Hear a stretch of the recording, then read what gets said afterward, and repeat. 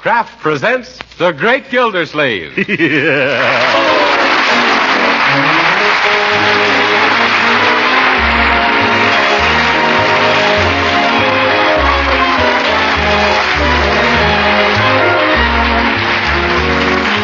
week at this time, Kraft presents from Hollywood, California, Harold Peary as The Great Gildersleeve, written by Leonard L. Levinson.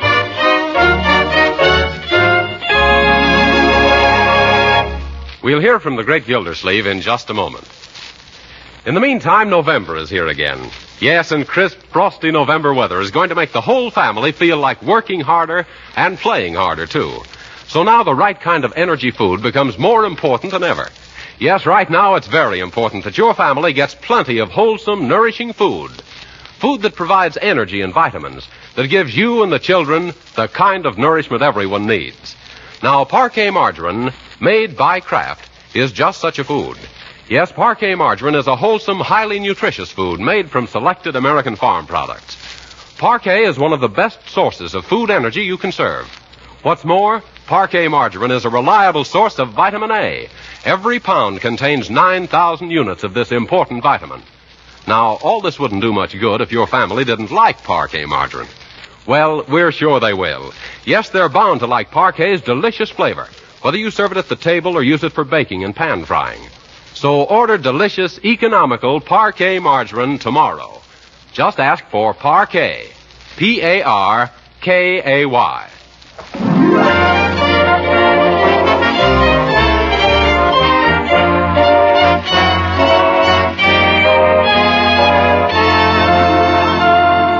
And now let's visit our friend, the Great Gildersleeve.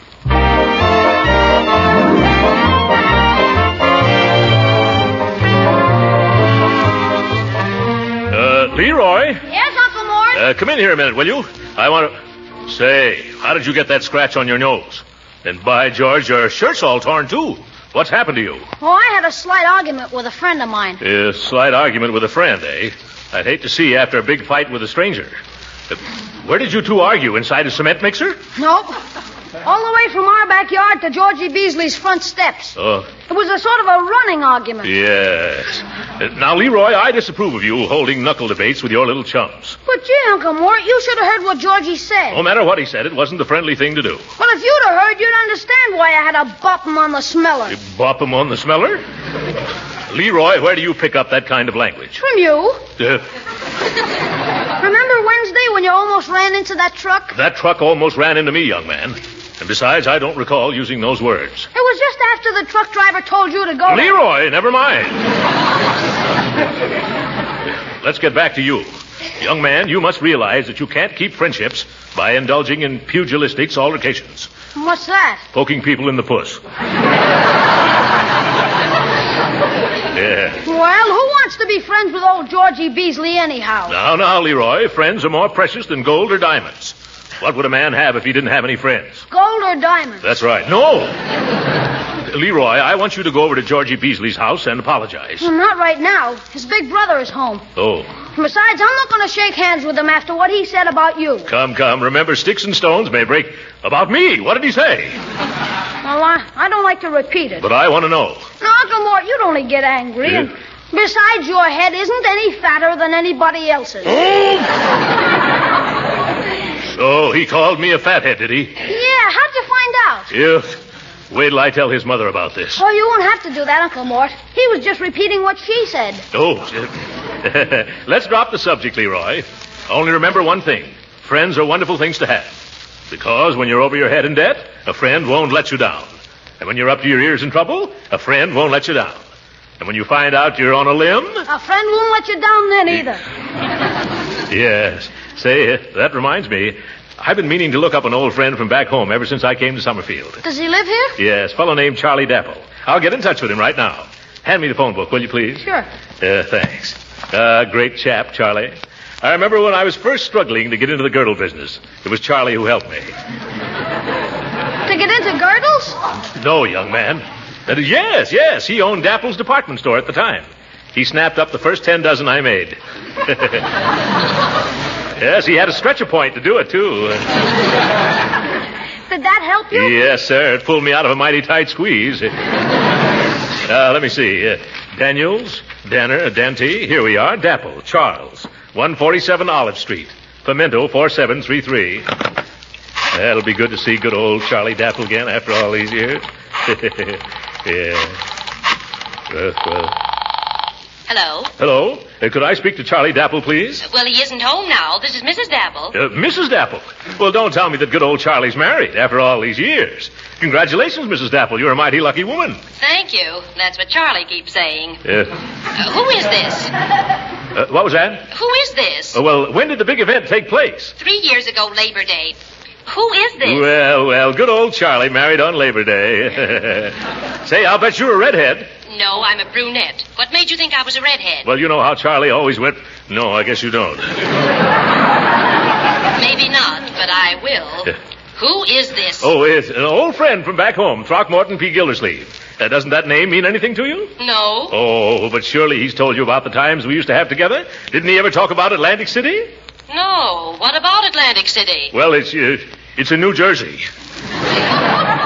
Well, he'll be home any minute, and I'll ask him all about it. Oh, no. Let's make it a surprise. Make what a surprise? Well, I'm going to drop over for a visit. Oh, but really, Mr. Now, come, Mrs. Dapple. I haven't seen your husband for 5 years. Let's see, you live at 147 Olive, eh? Yes, it's an apartment house. The Venus de Milo Arms.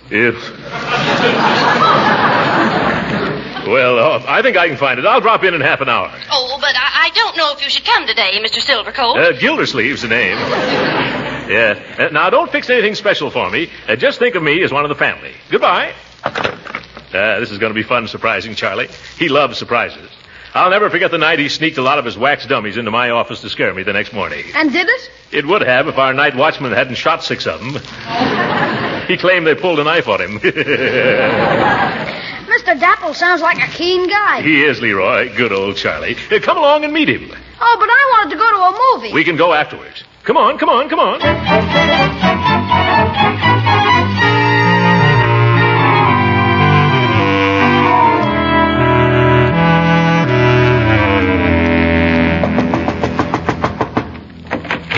Yes? Mrs. Dapple? Yes? Well.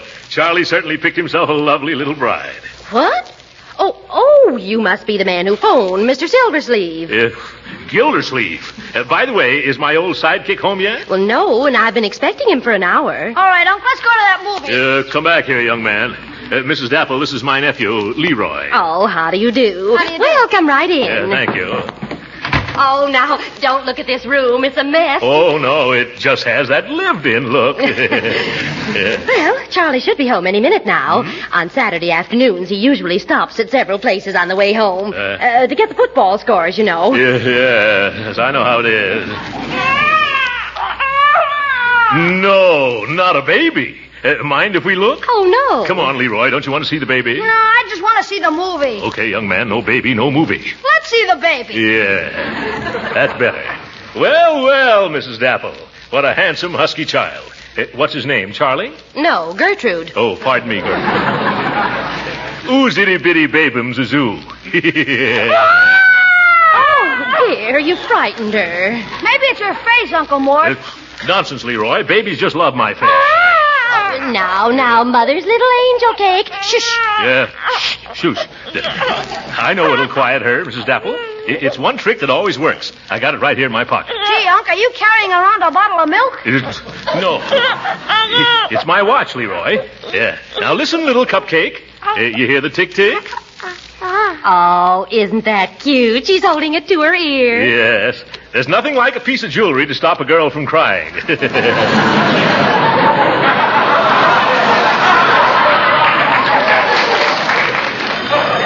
Oh, dear me, the phone again. Phone? Now, let go of the gentleman's watch, darling, so I can put you down.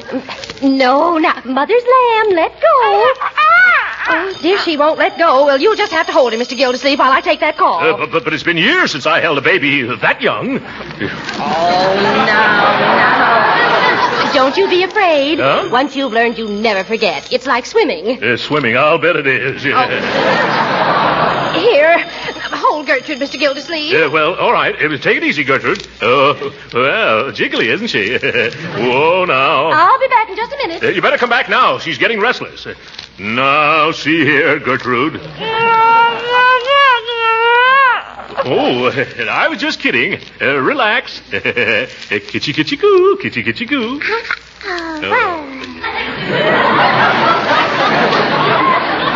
Gee, Uncle Mort, I never knew you could take care of babies. I can't. Leroy, would you like to hold little Gertie a while? Not me. Come on, let's ditch her and go see Hopalong Cassidy. Yep, wait a minute. I can't get my watch and chain away from her. And now, Gertrude, you've had your little fun, so let little... No use trying to force her, Unc. Huh? She'll get tired of it pretty soon and just drop the whole thing. That's what I'm afraid of. I see. If she drops the watch, you get the works. Leroy, don't poke fun. Now, Gertie, let go of Uncle Throckmorton's 21-jewel nasty gold watch. That's a good girl. You see, Leroy, I got it back. Oh, now she's got a hold of my hair. Let go, Mother's little devil's food cake. Say, she certainly is a cute kid. Leroy, don't stand there. Do something. Well, if I could find a pair of scissors, I could cut off that hunk of hair she's holding. No! Ouch! Gertrude, unhand my hair. Say, she likes you. Yeah, she's practically drooling over me. Well, really, Mr. Gildersleeve, what are you doing to that baby? Madam, you better ask the baby what she's doing to me. Oh, now, let go of the man's hair, darling. There. Thanks. Oh, my scalp. Feels like I just lost a decision to Sitting Bull. Now you just lie in your blanket like a good little girl while Mama runs down to the gas company. Yes. Now? Yes, or else I don't know what we'll ever do over the weekend. Charlie was supposed to attend to it. But you're not going to leave us alone here with Gertrude. Oh, she won't give you any trouble, will you, sweetheart? See? Yes. Well, Charlie will probably be here before I return. Oh, and in case he isn't, just heat the baby's bottle in 10 minutes. 10 minutes? Take the roast out of the oven in a quarter of an hour. Take the roast. Then light a fire under the soup. Fire the soup. And if a COD package comes, it's all right to pay for it. But I... And if it gets any cooler, phone down to the janitor for more heat. Huh? Bye. Light a fire under the janitor. Put the COD in the oven. Phone down for the baby's bottle. Oh, my...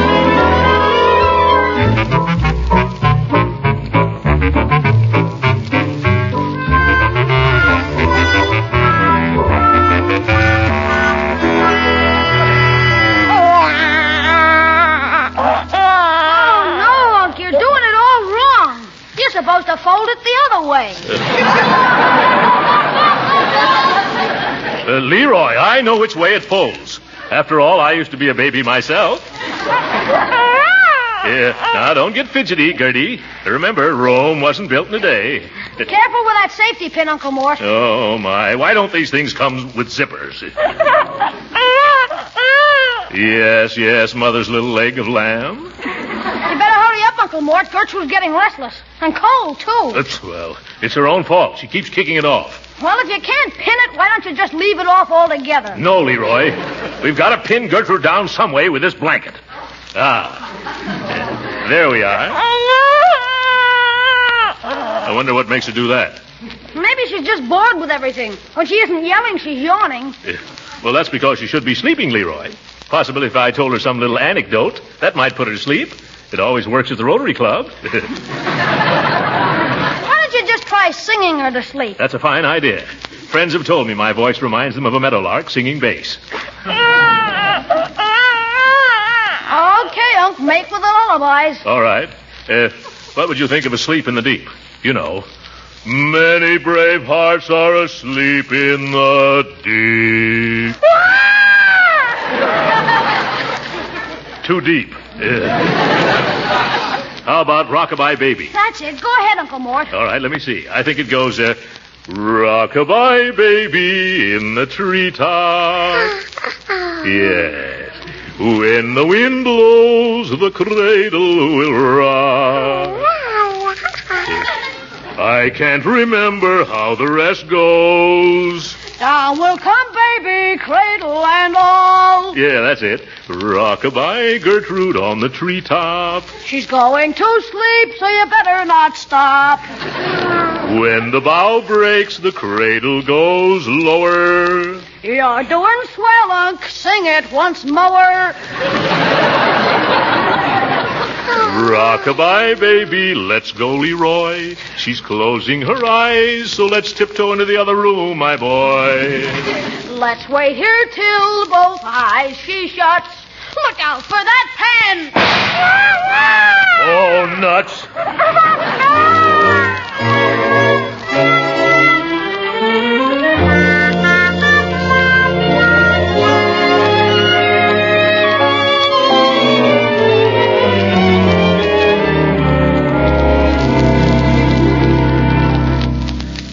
Rock-a-bye, baby. Oh, what's the use?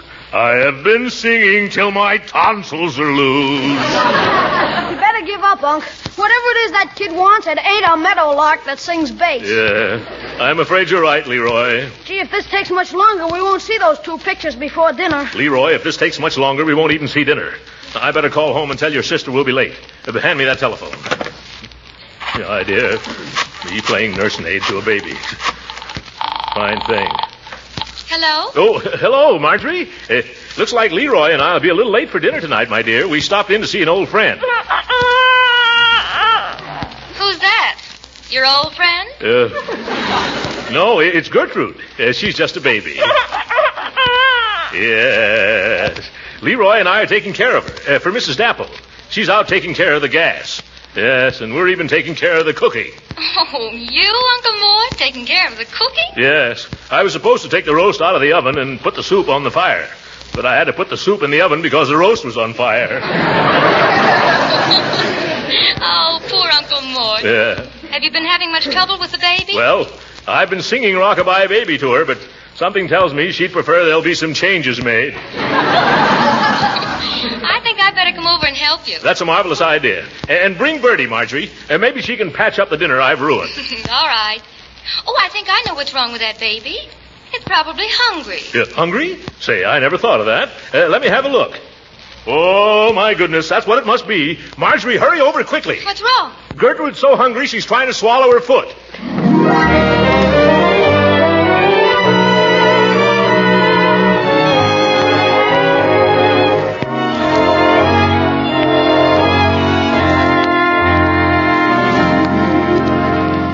Miss, have you got that all straight now? I think so, Mrs. Dapple. We're to shut off the gas at 1:47 Olive this afternoon and turn it on at 3214 Winslow. Is that right? Correct. We're moving away from the Olive Street apartment tonight, and I don't want any slip-up. Oh, there won't be. Oh, now, can I change my light and water here, too? No, the Light and Water Company's down at 10th and Spring Streets. Oh, dear.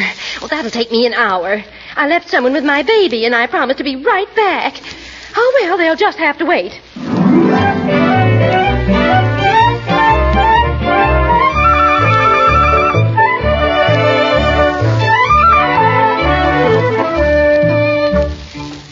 Really, Marjorie, the way you've handled that baby is a revelation to me. Yeah, you're certainly tidy with a diety. Yeah. Where did you ever learn all that, my dear? Oh, I took child psychology in school. Yes, but Gertrude didn't. How did you ever two get together? Oh, it was easy. In dealing with hysteria and psychoneurosis in the field of speculative philosophy relating to the young, the prime factor was a thorough understanding of the mental and nervous processes of the infant mind. Simple, isn't it? Either it is or I am. Say, Leroy, how's Bertie doing? Oh, Bertie, how's everything? I'm doing as well as I can, considering. Considering what, Bertie? The cupboards. Oh, what's wrong with the cupboards here, Bertie? Well, from the looks of them, these folks seems to have a mighty fine assortment of nothing. Nothing. What do you mean? Make yourself plain.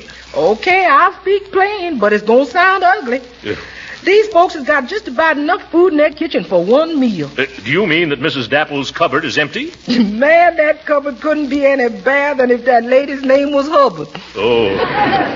Well, this is terrible. I never dreamed for a moment they were destitute. Well, what are we going to do, Uncle Mort? Don't worry, I'll fix things up, Marjorie. Bertie, take this $10 bill down to the nearest store and buy a lot of groceries. Yes, sir. Better make out a list. Yes. Some canned goods. Oh, Uncle Mort, that's terribly sweet of you. And some sugar. Oh, it's nothing, my dear. I get a lump in my throat. Lump sugar. And a sinking feeling in my heart. Baking soda. When I think of what's ahead. A head of cabbage. Yeah. Yes, sir, it brings the tears to my eyes. And onions. I suppose they just gradually got into debt and couldn't... Ketchup. That's it, they couldn't catch up. Bertie, are you still here? You better get going. Take Leroy along to help you carry the bundle. Okay, Uncle Mort. Hurry out the back way. I'll bet that's my old pal now. And will I clap hands if here comes Charlie? Now, see here, Dapple. We've exhausted our patience with you. Why do you ignore our letters? Why do you hang up when we telephone? Why don't you be a man and make your payments on that piano like you promised? No, see here, mister. I'm not Dapple. But by George, if I was and you used that tone, I'd cuff you around till you'd crawl back into the woodwork. Oh, yeah? Well, if you're not Dapple, what do you care how I talk to him, you big blimp? He's my friend, and you can't abuse an absent friend in my presence. Especially if he isn't here. Uncle Mort, not so loud. Huh? Oh, that's right. Not so loud, mister. If you want to fight, just step inside. Okay. But this time when I leave, I'm taking that piano with me. Over my dead body. That makes it even more attractive. Oh. One more crack like that, and I'll shove that swollen zither down your noisy throat. Now, you take your hat off and state your business before I forget my manners and bop you on the smeller. Now, take it easy, Tubbsy. Whoop! My name is Baxter of the Summerfield Washing Machine and Piano Company. Now, this fellow Dapple has been buying this piano from us on the installment plan, only he ain't kept up his payments. Well, I happen to know that Mr. Dapple has been up against it pretty badly lately. Couldn't you just kind of forget the payments this month? Forget it? How can I? I've got a memory like an elephant. Yeah, and a hide like one, too. All right, then. How much is the payment? I'll give it to you myself. No, you won't. According to our contract, once a payment is defaulted, the entire remaining balance becomes automatically due. Oh, my goodness. How much does he still owe on it? Now, let's see. I've got it right here. It's $74. $74 more? Why, that mahogany monstrosity over there was never worth that in the first place. Either I get the money or else the piano. Yes, I think you mean it. Well, Charlie Dapple helped me up when I was getting started, so I can't let him down when he's just about finished. I'll write you a check for the $74. Let's see. That'll leave me with a balance of 28 cents.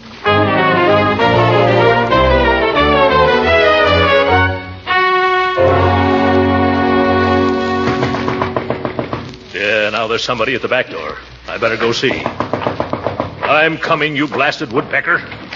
Excuse me, I'm the gas man. Don't want any. I got enough gas. I come to shut it off. Shut it off? Didn't Mrs. Dapple call at your office this afternoon, probably to pay the bill? Look, brother, I'm a guy who sticks strictly to his own job. Yeah. I got an order saying turn off gas at Dapple Apartment 147 Olive Street. And that's what I'm going to do, brother. Yeah. Well, let's not be too hasty about this, brother. Suppose I pay the bill to you right now. No, I ain't allowed to take no money. You don't understand, brother.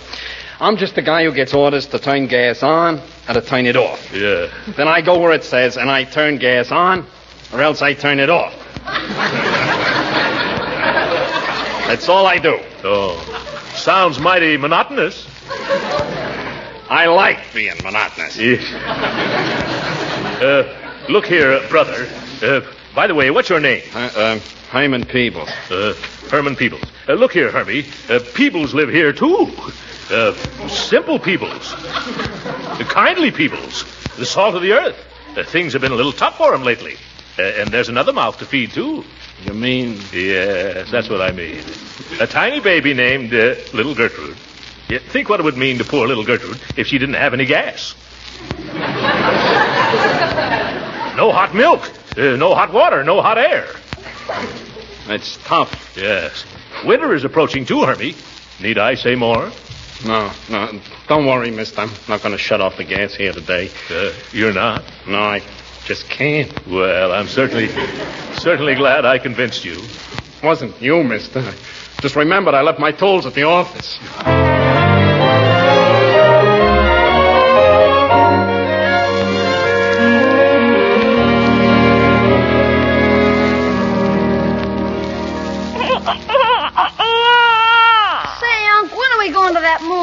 just as soon as a dapple shows its nose through that door. I done cooked this rib roast so long it's done shrunk down to the size of a lamb chop. Well, personally, I wouldn't mind staying all evening, only I've got a previous engagement. It's them. I'll get the door. We come for the furniture. To take it away. This is the last straw. Don't let them do this to little Gertrude, Unc. You're right, Leroy. You men can't do this to a poor little helpless baby. We ain't doing nothing to no baby. Take the other end of this sofa, Terry. I got it. Now, get out of the way, mister. By George, they're not going to get away with this. Uncle, put down that vase. I was just trying to help the men out there. Don't do us no favors. We'll help ourselves out. Careful coming out that door, Terry. Okay. Quick, Leroy, lock the door. Now we got to figure out some way to prevent them from stripping the apartment. Mr. Gildersleeve, Huh? a lady just come in the back way and says she's Miss Dapple. Here she comes now. Oh, at last. Oh, thank you ever so much, Mr. Gildersleeve. Yes. That's all right. Where's Charlie? Well, I can't imagine. Unless he's... Oh, of course. Huh? This was his Saturday to work late at the office. But he'll be here any minute now. That is, if he comes straight home. He better come straight home. There are a couple of men roaming around trying to repossess your furniture. Repossess our furniture? Well, I can't imagine... Oh, why, you must mean the moving men. Yeah, they're moving men. They're trying to move everything you got right out of here. Well, of course. We're moving over to Winslow Avenue today. Oh, my goodness. How can Charlie do this to me? And what about the piano? The collector tried to take it away, but I stopped him. Well, you should have let him have it. Huh? We just played it to break our lease here. It's your lease in my pocketbook, madam. Well, we better hurry up and get ready to leave. Oh, did the men come to turn off the gas? Yeah, and you should have seen Unc turn on the tears. Oh, yeah. Oh, there's my husband now. Yeah? There's something about the way he knocks that I can always recognize. Oh, at last. Mrs. Dapple, I've been waiting for this moment all afternoon.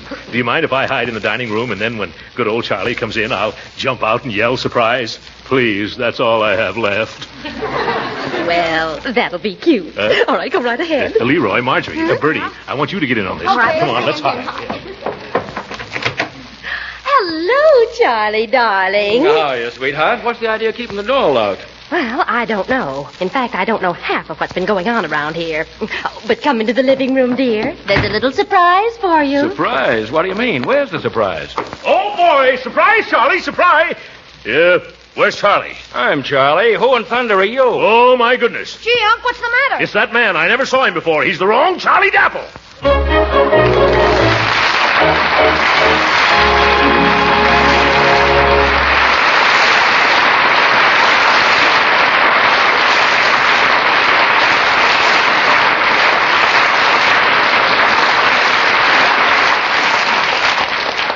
The Great Gildersleeve will be with us again in a few minutes.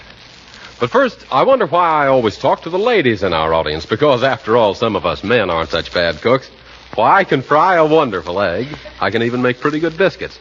So really, we men should know about delicious Parquet margarine, too. So this is for men only. Next time you men feel like whipping up a batch of biscuits, use Parquet margarine, made by Kraft. You see, Parquet margarine is a real flavor shortening. It adds flavor to all baked foods, so no wonder the wife's cookies and cakes taste better when made with Parquet. And if you like pan-fried foods, you'll find they're tastier, too, when you use Parquet margarine. And you don't have to worry about Parquet spattering or sticking to the pan. Of course, you'll want to use Parquet margarine at the table, for you'll like its delicate, appetizing flavor. Now, maybe you men aren't as interested in nutrition as the women are, but you should know that Parquet margarine is a nourishing energy food that contains vitamin A. So, men, if you can't find Parquet margarine at home, buy a pound or two tomorrow. You'll be pleased to learn that it's mighty economical, too. Just ask the dealer for Parquet. Parkay.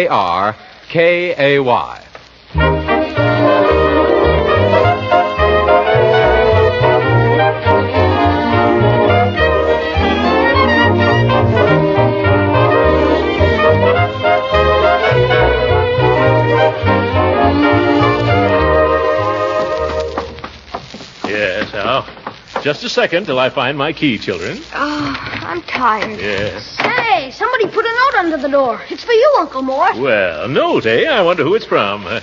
Dear pal Throcky, George Fitty just told me you were in town, so I dropped over to see you. Sorry I missed you. Your old pal and sidekick, Charlie Dapple. Good night.